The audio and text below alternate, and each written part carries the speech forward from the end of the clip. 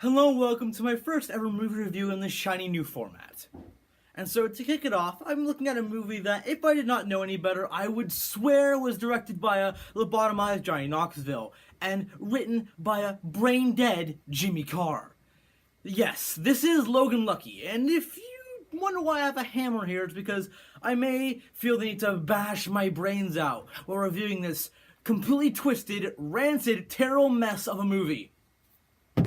You know what? Just roll the trailer.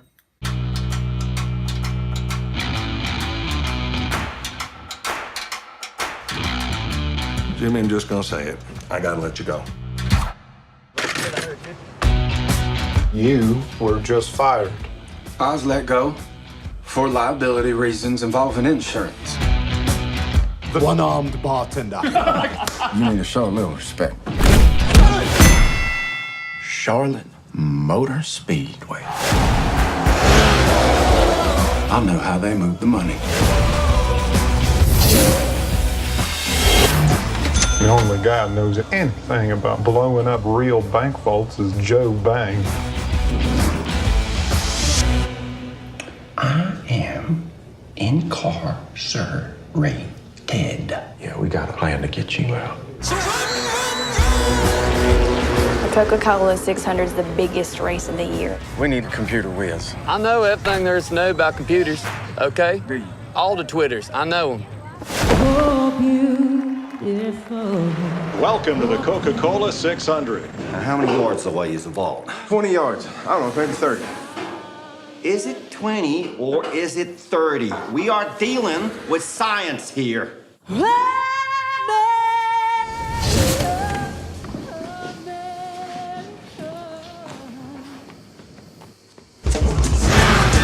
They're gonna know what we want them to know. My life of crime is over. That is massively stupid. It's been handled. Oh, this is gonna be good. That looks like it hurt.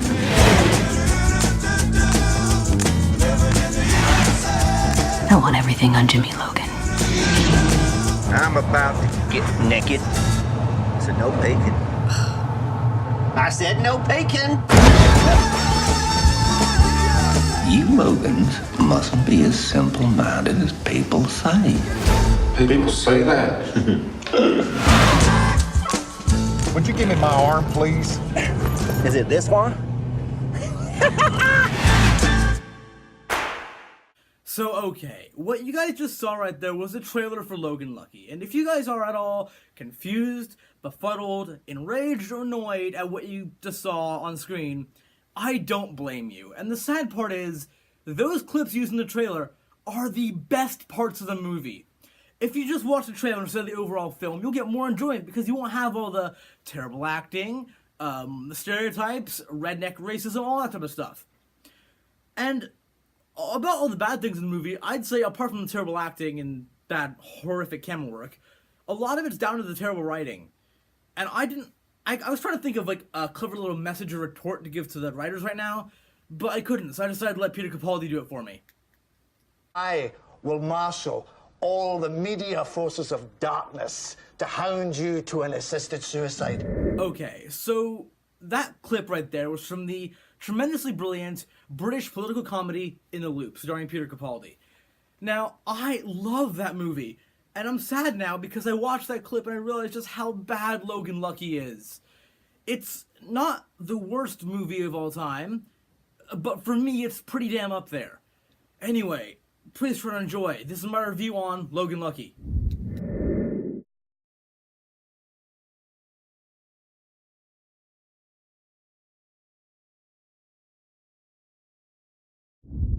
So before I get into the main review here, I want to say something. I watched this movie last night for the first time on Amazon Prime, over a year after it came out, and it has 4 stars. It also has 94% on Rotten Tomatoes, which leads me to believe that, you know, it's going to be a good film. And then you actually watch it and wonder, hang on, are these movie critics high? Because it's nowhere near that good. The director, yes, Steven Soderbergh, who revitalized the Ocean's franchise. He created the reboot of Ocean's 11, then went on to 12 and 13. Also handled the Magic Mike movies. he's a well-known director with some very good films on his resume. This is one I think he'd like to forget despite the great critical reviews. So yeah, let's talk about sound design. Well, rest in peace, John Denver. Just glad you're alive to see what they do with their soundtrack, because, oh no. They've, in my mind, ruined John Denver music for me. It's not like my type of music, but I do enjoy a fair bit of John Denver music. But it's just overplayed and abused in the soundtrack to no end. Mostly Country Roads, but that is a good song. I do like that a lot. But it's always been tied in my mind to Logan Lucky, which is a bad thing. Anything that ties anything to Logan Lucky is bad. Sorry, John Denver. Anyway, yeah, the sound design is horrible, alongside the camera work. So, I'm going to talk about Hot Fuzz here for a second, probably my all-time favorite film up there with Shaun of the Dead. There's one scene, like the whole Hot Fuzz movie, they make mundane actions look cool by doing tricky little camera work, like signing a check, like loud flashes of noise and like great camera work. However, there is one shot that actually gave people nausea in Hot Fuzz, which is right after they take out the town's doctor, Danny Nicholas, that is. I should probably do a review on Hot Fuzz. Maybe I can do a good movie for once. Anyway, after I think it was the town's doctor, there's a scene that there's a full 360 round several times at a high speed. I don't like that. I don't like that camera shot. I don't think many people do, because it's nauseating as hell. This entire movie is like that. And they do dumb things with the camera, too.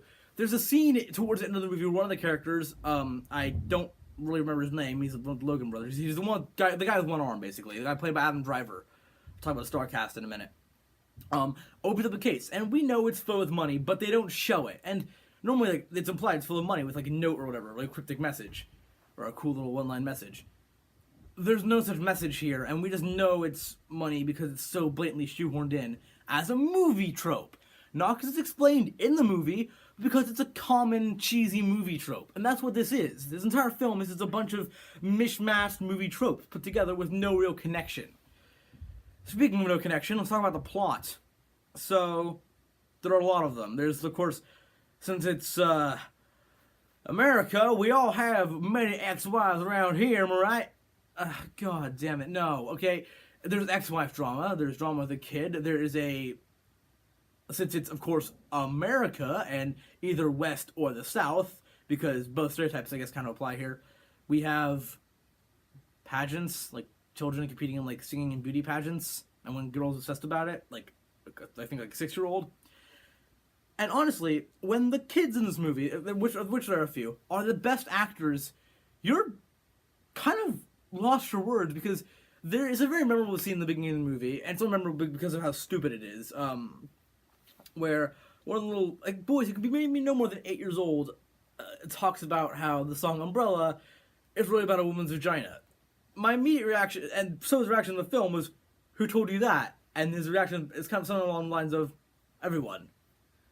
So, again, you gave this line to a child. Why? Just why? But yeah, the child acting is actually, it's horrible, but it's not the worst thing in this movie. I mean, there are obviously some scenes where children were just allowed to riff and just go on and to fill up time. And speaking of time, it's 1 hour and 59 minutes, never felt so long. But it's the best acting in the movie. So there's another plot which involves a character called Joe Bang. I don't remember because one is played by Daniel Craig. Waste of talent. And 2, because his name is, well, the stupidest thing since Lamborghini's test driver Max Venturi. Joe Bang. I prefer Joe Dirt. Sorry. Seriously, though, he's not really a very memorable character. He's a bit of, I guess, an anomaly in the movie because he's got the standard southern western accent. However, he's intelligent. And normally, in films where, this, we have heists and you have to root for the criminals, right?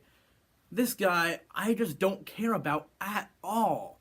I don't care about any of these characters. The guy with his arm got cut off. Was played by Adam Driver. Yeah, get all your Star Wars Adam Driver comparisons out of the way right now. I'll wait. Done now? Good, let's move on. Because all the characters in this film are so goddamn bland. Hilary Swank is in this movie. as you saw from the trailer, which sets up a lot of characters, like big names, who only have 2 scenes. Hilary Swank has maybe 10 minutes of dialogue as a character who they refer to as the FBI and the CIA. And it was also apparently working for the criminals because she shows up in the bar after the end of the investigation, talking to the criminals, just like one of the criminals, just like normally, as a friend might do, and there's an implied romantic relationship. Also, it's implied that Joe Bang knew one of the female leads, well, I guess kind of leads, they're not very memorable characters, Melly. It's implied through scenes of kind of hint at a backstory we never get. Also, that whole scene with him naked in the back of the car that you guys saw in the trailer went on for far too long. I know it's Daniel Craig, and everyone's seen that shot from Skyfall with him in the pool, so we need to get our chest, like, no shirt Daniel Craig pictures on. But one, he's playing in James Bond films, he's playing a suave secret agent. Here he's playing, I guess, a redneck, somewhat smart, intelligent criminal. And as I mentioned before, the best parts of the movie should never be in your trailer. You could watch that trailer and get even more enjoyment out of the movie because you don't have to see all those stupid parts, of which there are many. In fact, most of the movies are stupid parts. The whole thing where he's talking about, is it 20 or 30 yards to try to send a bomb through a pipeline? Well, it's one of the best lines in the movie because after that he goes on to write on the wall like big scientific equations. A scene where one of the few times where I generally laughed, because in this movie, when I laughed, I wasn't laughing with the movie, I was laughing at the movie, at all of its horrible mistakes. And also, the movie is at sometimes self-aware. So, because like, in one of the scenes where one of the main characters pulls up in a V6 Mustang, my immediate reaction was, ugh, you have a V6, why? No. Mustang should never be built in a V6. Mustang purists. Seriously though, it's self-aware because the next line out of his ex-wife's mouth is something along the lines of, V6 Mustang automatic, you can't drive stick. Self-aware movie, great. I don't mind that, if it's kind of a little nod to like audience and car fans out there. Because it was kind of marketed as an alternative to Fast and Furious. I mean, hell, it even mentions Furious 8 when we're talking about movies you go see in the beginning of the movie. I hated Furious 8. It wasn't a very good film. The only reason I went to go see it for was the cars. Yeah, I'd still rather watch Furious 8. And there are several little self-aware jokes like this in the film. Self-aware jokes work fine in films like Deadpool and their fourth wall breaking. But if you were to make self-aware jokes about the errors in the movie, it doesn't make the errors okay. You can't, it's like celebrities like, oh yeah, I totally did that on purpose. Regardless if you did that on purpose or not, you still did it. Regardless of what your intentions are, it still happens. It's like making an excuse for something that you had the power to correct very, very easily with a simple one-take reshoot. I know the whole... They try to start several different running jokes in the movie, and the can't drive stick is one of them. Because then he later on drives what they call an E350. It's actually not. I'll explain that in a minute. But then he drives it for the limited time he does drive it with absolutely no problem. So what's the point of the gag setup? The reason I say it's not actually an E350 is because, well, at least it's not the main version that we know of as the track version, because E350 is actually classified as an extreme track toy. I mean, it's a super fast accelerating Shelby-made Mustang. It's a great car, beautiful car, love it to death.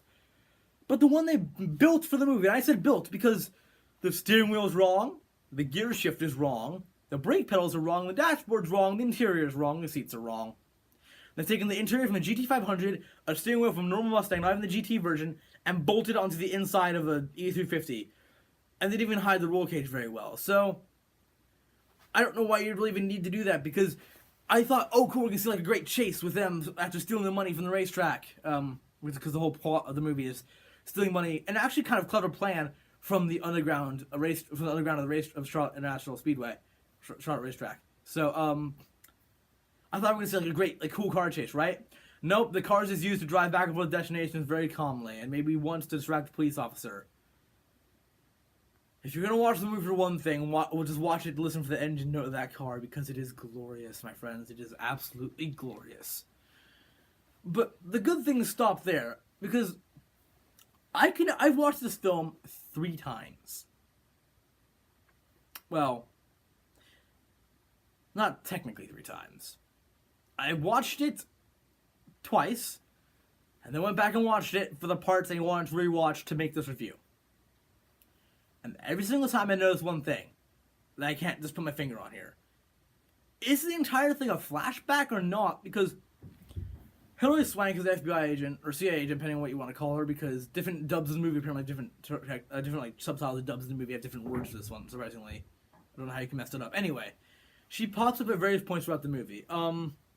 And her voice sounds like it's got a sort of throat clogging music the entire time and sounds absolutely terrible. And is being an overall, well, very rude person to everybody in the movie.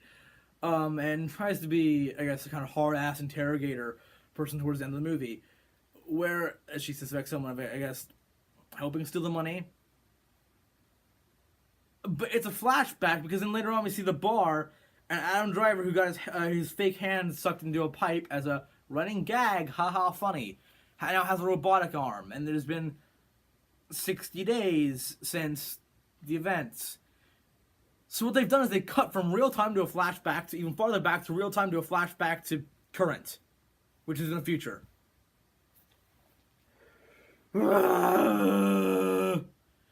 This makes less sense than Groundhog Day. And that was not a great timeline either, but that whole joke about that was that it's stuck in repeat. This just confuses me to no end. Now about the whole star-studded cast. Seth MacFarlane, Hilary Swank, Daniel Craig, Channing Tatum, lots of really famous actors who have 1 or 2 scenes. Seth MacFarlane he plays a British guy with a actually probably the most passable accent in this movie. At least faked accent, that is. I'll get to that in a second. But, he plays a British guy who is, well, I guess the film's antagonist? Because I don't know what the class Hilary Swank's character as, because we don't know if she was antagonist or not the entire time. This guy is just a jerk, gets in a bar fight with the one-armed, or technically one-handed bartender. As he says, there are 2 parts of the arm. Running gag, funny. He punches him, running gag, funny. There's like 5 running gags that just die off after being used twice. Anyway, the British guy is annoying, badly acted, poorly written. I would not be surprised if Seth MacFarlane expressed opinions of not liking his character, because I don't think anyone did. Wasn't a very good character, but however, he managed to be the best adult actor in the movie. The acting's terrible. Nope, not yet. I must hold off on bashing my goddamn brains in.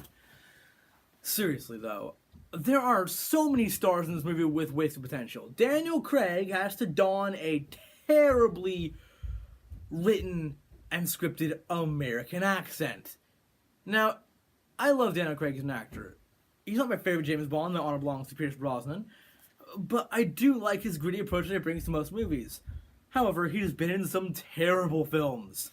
Tomb Raider, mostly. Also, he was in Cowboys and Aliens. That's also possibly even worse than this movie's Cowboys and Aliens. But he can't do American accents very well. At least in Cowboys and Aliens, he didn't talk a lot. He was mostly a mute character in that film, which is a good thing. Because, look, my opinion on accents is if you're not specially trained to do them, stick to your own. And there's no reason he couldn't have been a British guy in this movie. There's no reason he had to be American. Now, yes, there are some okay uses of British people donning American accents. Martin Freeman in Black Panther. Love Martin Freeman. Don't know why they couldn't have got an American actor for it, but he did very, very well. He can pass off the accent quite well. But here, Daniel Craig falls completely flat. I don't mean flat in his face. I mean flat in the accent, because it's all monotone, southern western, yeehaw, America. I'm an inbred redneck and I have 8 children. That type of accent. And speaking of the inbred redneck hillbilly stereotype, the Logan brothers are complete stereotypical idiots. Now, I am from California, not from anywhere where they have such those type of accents as our main accent, and we luckily don't get that type of stereotype. We as Americans get the fat, over loud, and obnoxious stereotype, which is most likely true. But even to me, that was a bit. If you can be racist towards, I guess, white people, this movie does that. They are so dense, and you can. And my immediate comment was, "Oh, great! There's a stereotype in which you have inbred children and are missing too many teeth, and maybe have an IQ of 40, being generous." There's a guy who says, "I know all the Twitters," and the computer knowledge thing never comes up again in the movie. Why? Just why? Like, okay, great. Play them for laughs a few times, but when they're your main characters, all of which are so mind-numbingly boring, and all of them are the same as last, it just becomes all humdrum and dull. Not to mention somewhat racist. It's just, I mean, not racist really, but stereotypical. It's just an absolute failure of casting and writing. Like, this, it dawns the guise of a heist film, which, in its essence, I guess it is. But it does a thing where most heist films either show you as it's going on, or do what, like, the Italian Job, or Ocean's 11, or I guess some of the Mission Impossible movies do, which is show you what's supposed to happen, to show what actually happens, or show you what happens only afterward in retrospect. This movie tries to combine all those attributes and gets every single bit of it wrong. Because they're in the vault, they're out of the vault. Some security guards walk past, and you see a guy, and you see one of the characters going back to the door. I'm like, oh great, he's gonna warn his friends. The security guards are coming. He doesn't say anything, just goes out to help. Why? Speaking of security guards, there's the scene. I think honestly, the thing this film is most known for, this most known scene, I guess, probably is the 2-minute Game of Thrones reference banter. I don't watch Game of Thrones. I don't read the books. Never really into that type of stuff. But I mean, at least I get the references. Some of it, like the J.R.R. Martin stuff and Dragon stuff, and so there's a whole joke for about a minute about how the show's ahead of the books, and the prison inmates want news about Game of Thrones, the books. This is an example of a scene you can cut from the movie, make it a better film, save so much time, and send the audience home, if not happy, at least happier. Because it doesn't have any relevance to the plot. It's not like they're trying to distract any guards or anything. That comes later when they do the obvious thing, lock themselves in the common area. I say obvious because I mean idiot. And then, these are all prison inmates, mind you. Get trays, get tinfoil, which is somehow lying around there, put their food over the security cameras, and then start a fire in a trash can to, I guess, it's never explained, but I'm just gonna assume that to attract the fire department and the armed forces to the prison instead of the racetrack. We were never explained exactly how Logan Lucky, or any of its, I guess, cast members communicate with the people in the prison to start these diversions, except the fact every single person I guess helped out in the movie, not like the cast actors, because I assume they want to be left anonymous for this damn film, but all the characters who, like the prison guard started the riot, the person who received a cake to open the bank vault in the beginning of the movie, they all receive mysterious packages of cash, and then at the end, Joe Bang goes back to prison and gets punched by the police warden after being interviewed by Hilary Swank. Also, they snuck out of the prison, and I don't think any prison would ever have such a stupid security weakness. You know, just big, like, about, maybe, I'd say about 5 feet tall towel dispensers that are, like, made of metal and, like, in the walls and bathroom. They remove those and walk through a hidden corridor behind those. Why would you ever put a hidden corridor behind one of those in a bathroom in a prison? Where, especially movie prisons, people try to break out. This is the worst movie prison in history. Everyone there is stupid. Everybody, apart from maybe the nurse, who was just I guess enjoying it too much to stop the outbreak of prisoners. I don't know. This movie is confusing. It reminds me a lot of the movie What Just Happened, a terrible movie about films and film critics, which probably got its name because the film critics were so confused as to what the actual hell happened in that movie. As I said before, Logan Lucky is not my least favorite movie of all time. In fact, What Just Happened probably takes the honor of that title.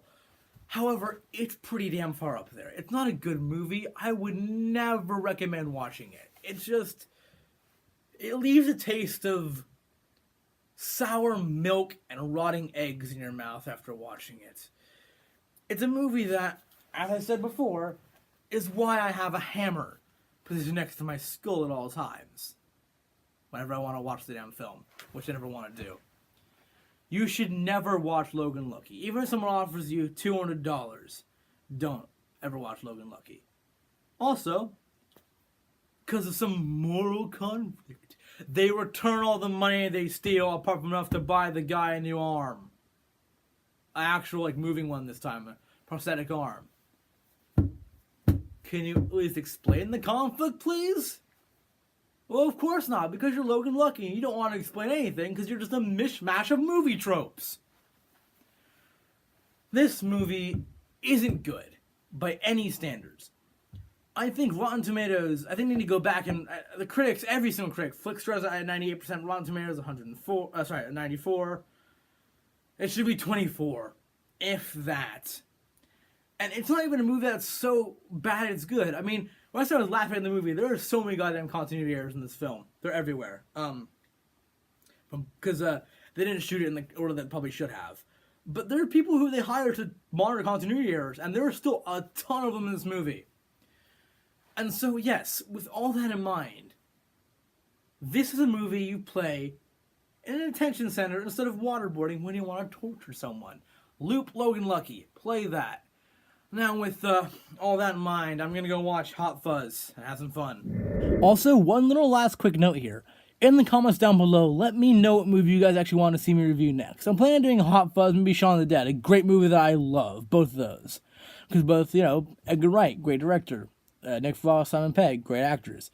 But yeah, seriously, let me know what film you guys want me to do next. It might not be a series. I'm probably going to be focusing more on Let's Talk Car series when I get back from England, but I do really like doing film reviews in general. I want to get back to doing game reviews. I'm planning on doing a Forza review sometime, filmed either today or tomorrow. I'll probably be up before I go to England, hopefully, on Thursday. If not, it'll be up when I get back. Or I guess I'll probably upload it there if the Wi-Fi is good enough. I'm not be using roaming data because that's expensive as hell. Anyway, thank you for watching. Have a good one.